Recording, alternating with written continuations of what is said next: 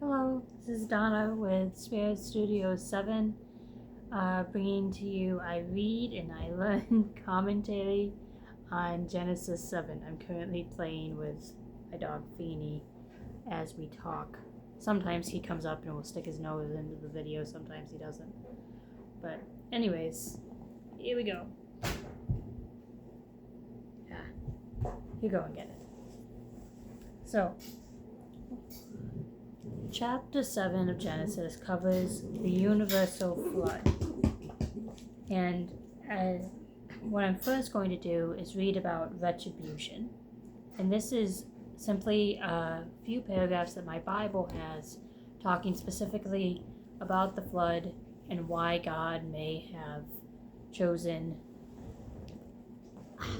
to do all of this with the world. We do get that answer in the previous chapter where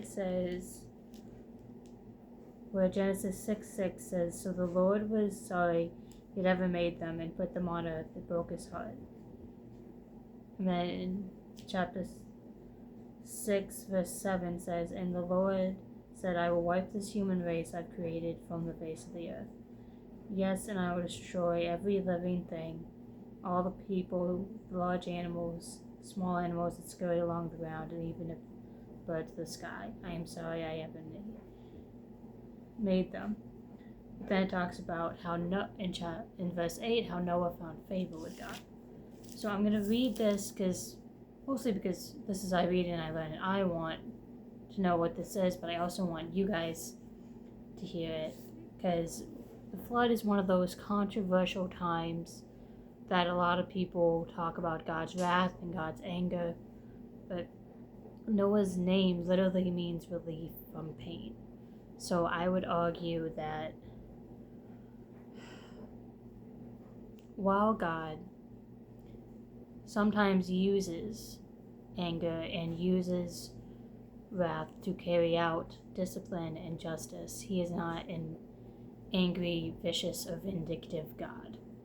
And I think that this will give some insight into that. And it's called Retribution. And it covers Genesis 6:1 through 7:24. A little bit of what we were reading yesterday and today. So here you go. God gave humans the commission of procreating and caring for the world in Genesis 1:28. Instead, murder and violence multiplied with humanity's spiritual wickedness. We saw this in chapter 4, verse 8, verse 23, and in Genesis 6:11 through 13, resulting in a corrupt world that required cleansing. See, God can't abide sin, and that's why he sent Jesus in the New Testament to come save us from our sin. He needed a sacrifice so that to put all the sins of the world on them, a perfect sacrifice. So when the flood took place, he meant it as basically a whole earth baptism. Yes, Weenie, he did. Come on, bring it here.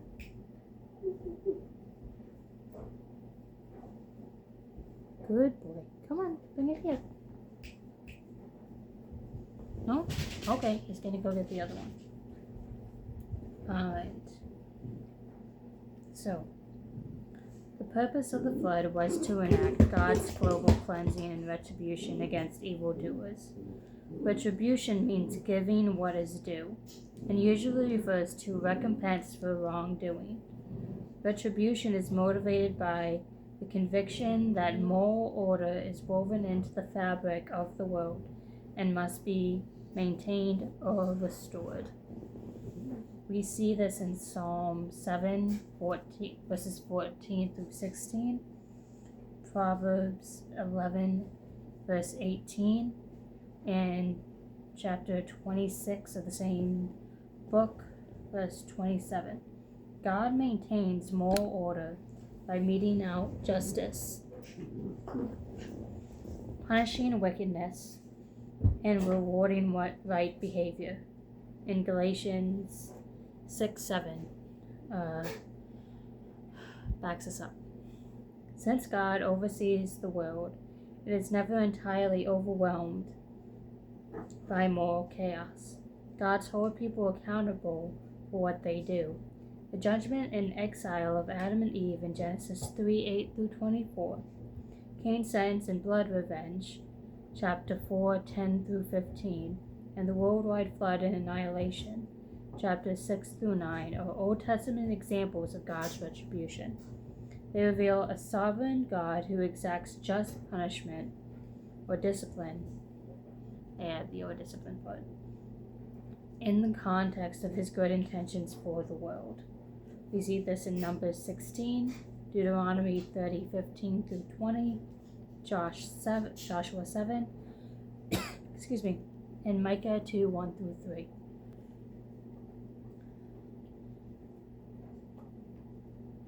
No? Okay. Retribution is an application of God's righteousness. It purifies the world for his kingdom of peace.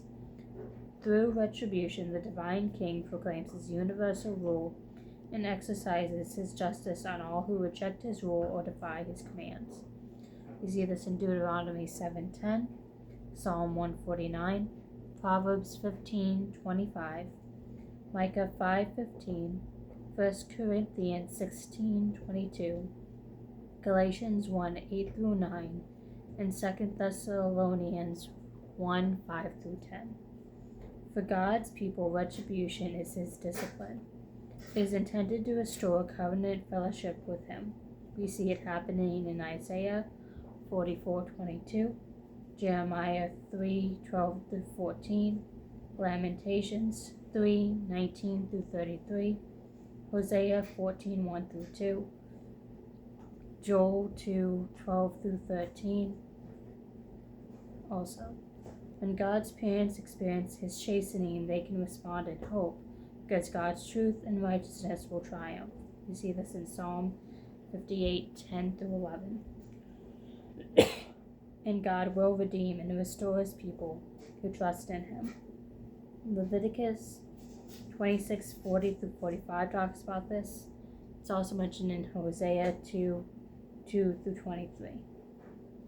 So, I'm going to read a couple of other interesting notes. Chapter 7, verse 4, the note says, the number 40 is often associated with affliction, trial, or punishment. We see this in Exodus 16:35, Judges 13:1, 1 Kings 19:8, Ezekiel 4:6, John 3:4, Matthew 4:2, and Acts 1-3. Verse 1, chapter 1, verse 3. Okay. So, I also want to read the note about the day quickly. It's noted in chapter 7, 11-12. It says, on the 17th day of the second month, such information gives the flood account a certain solemnity. It reminds readers that this was a true historical event. Underground waters, rain, sea, chapter 2, verse 6. That mentions how no rain had fallen on the earth, but underground springs were watering everything on the earth. The rain fell. The flood undid the boundaries established on the second and third days of creation. Elsewhere, the Bible describes God's judgment as an undoing of creation. So, last thing I want to note is that in verse 16, the Lord closed the door. So the sovereign judge took responsibility for all the annihilation outside the boat and the protection of those within. So, in short, the flood was God's discipline for the evil of humanity. But he gives us hope through Noah and his family surviving, and God closing the door ensured that the judgment was on him. It was his choice, but Noah and his family were safe. Have a great day.